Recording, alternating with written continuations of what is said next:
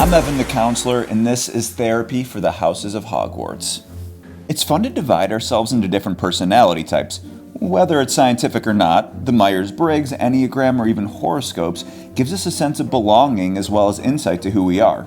In Harry Potter, J.K. Rowling created the 4 archetypes of the Houses of Hogwarts, and in my opinion, from a psychological and even practical perspective, she couldn't have done a better job. We even have peer-reviewed literature that shows personality patterns aligning with people who identify with various houses, so I thought it'd be a bit of fun to give some therapy advice to the collective members of each house, just as I would with therapy clients with similar qualities. You know the prefect's bathroom on the 5th floor? It's not a bad place for a bath. Just take your egg and mull things over in the hot water. Let's start with Hufflepuffs. You're known for being hardworking, patient, and loyal. You're an honest bunch and carry yourselves with humility, but some say Hufflepuffs lack ambition and tend to be a bit naive. Hufflepuffs are truly good people at heart, yet you may have the tendency to struggle with self-esteem and self-doubt. As one of the 2 houses that are primarily driven by emotion, it's important to balance your heart with your head. Not all feelings are reality, especially those feelings of insecurity and the need to always be the rock for others. You have real strengths and gifts you offer to those around you. If you're having a hard time identifying what those are, just ask some supportive people, family and friends around you, and they'll be quick to tell you what you bring to the table and what you mean to them. In your quest for justice, it can be easy for you to fall into the codependency trap and take care of others before your emotional needs are met.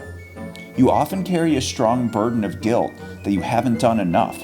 Make sure your cup is full so that you can best help others as well as yourself. In the Harry Potter books, you were the first to come to Harry's aid and sympathize with him when it seemed the whole world was against him. You recognized the unfairness of how he was treated and stood up for what you knew was right. Keep fighting the good fight. Further, don't let the opinions of others dictate who you are. You may be looked at as cute, novel, or even weak, but that's far from the truth. Your mascot is the badger, and trust me, that's the last animal you want to fuck with. What matters most is how you view the person in the mirror. If you can reconcile and appreciate that person, nothing is stopping you from realizing your potential. Yes, but Luna, it's lost. For centuries now. There isn't a person alive today who's seen it. Excuse me, can someone tell me what a bloody diadem is? It's a sort of crown. You know, like a tiara. Which leads us to Ravenclaws. You have a reputation for your intelligence, creativity, and wit. However, you may be seen as disconnected, isolative, or at times arrogant. Sometimes it's hard being so smart. You can be overly perfectionistic and see things others don't. Unfortunately, it's often what's wrong with the world, and that can leave you feeling a bit jaded and apathetic. People with high IQs tend to struggle with depression and anxiety for this reason. In Harry Potter, you were given the least attention, and that's fitting, given how others overlook you. You're not ones for the limelight and are often okay with slipping through the cracks. You don't mind being left alone to your imagination and contemplation. However, you will greatly benefit from being part of life here on planet Earth and can use a break from being up in your head. We need people like you for your ingenuity to push human progress forward. With all that braininess, it makes sense that you weigh logic so heavily, and we as a society are all the better for it. But that leaves a tendency to neglect your emotional self that is begging for attention and care.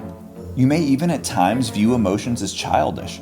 It's worth remembering from an evolutionary perspective, our feelings are the oldest part of who we are and therefore possess a certain wisdom. Listen to your heart and don't bully your emotional self. Either way, you may still be successful, but I'm guessing you want to be happy as well. You deserve it. You killed Dumbledore, Severus. While you live, the Elder Wand cannot truly be mine. You've been a good and faithful servant, Severus. Slytherins. As the proverbial bad boy of the houses, you have a reputation that precedes you, and it's hardly ever good. All the major villains of the series are Slytherin, including Voldemort, the ultimate antagonist. So it's easy to see why you're so misunderstood. Slytherins are known for their ambition, which is a complicated quality in and of itself. JFK was ambitious, and so was Julius Caesar. Ambition could be the foundation of great good or evil, and that ambition can turn on you if you aren't mindful of how it impacts others. Let's look at these controversial qualities from a different perspective. The need to get ahead can also be viewed as self-improvement. For every negative quality, there's an equal and opposite positive quality within reach. Similar to your logical Ravenclaw counterparts, it's crucial that you connect to your emotional world and find intimacy and empathy with others. I know you like a good challenge, so as a Slytherin, I challenge you to be vulnerable with yourself and those around you. Scary stuff, I know. It wouldn't kill you to pick up a Brené Brown book while you're at it. If you can exhibit that capacity for emotional connection, people will have a deeper respect for you and admire your leadership qualities. On your way to greatness, they will work harder for you with love and admiration versus motivation through fear, which has its limits. Deep within you, there's a sense of insecurity which you desperately try to overcompensate for. It's worth noting that you are far more than just your accomplishments. Ultimately, you will be much happier finding validation within yourself. Under that bravado is a sensitive and caring person wanting to do the right thing. If you disconnect from your emotional world as a means of protection, this avoidance will work against you.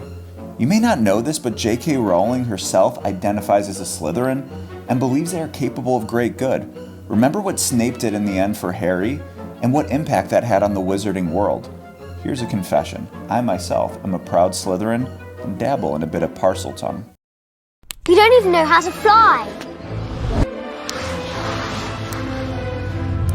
Give it here, Malfoy, or I'll knock you off your broom!